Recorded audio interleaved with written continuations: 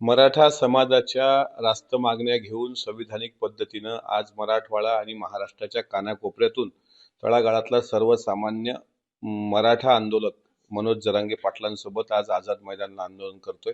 कालपासून तुम्ही बघत असाल इतक्या मोठ्या प्रमाणात राज्यभरातून मुंबई शहरामध्ये दाखल झाल्यानंतर राहण्याची जेवणाची जी व्यवस्था व्हायला पाहिजे त्या पद्धतीने न होता त्यांच्या हाल सगळीकडे दिसतात. पण तरीही चिखलात बसून प्रसंगी हा लढा सुरू आहे.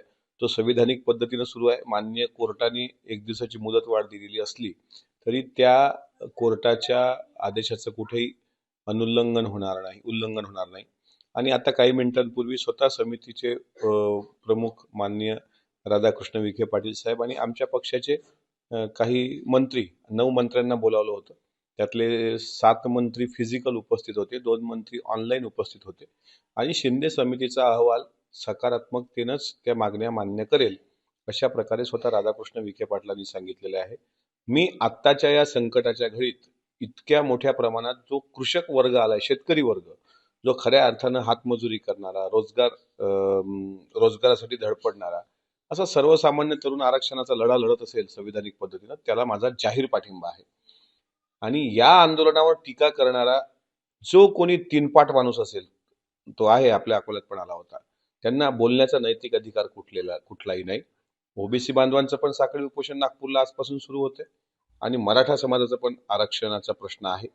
महायुतीचं सरकार स्वतः अजितदादांनी म्हटलं त्या पद्धतीनं आम्ही चांगला मार्ग काढण्याचा प्रयत्न करून मनोज जरांगे पाटील आणि त्यांच्यासोबत आलेल्या आंदोलकांचं निराशा होणार नाही अशाच प्रकारे सरकार यातून मध्यम मार्ग काढेल.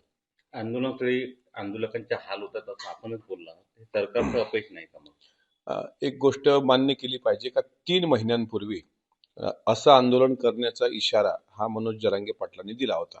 पहिल्यांदा तर त्यांची इथं येण्याची वेळच त्यांच्यावर यायला नको होती, की मुंबईत दाखल होण्याची वेळच येणार नाही. आणि जर ते दाखल होत असतील तर मग शासन प्रशासनाची ती जबाबदारी असते.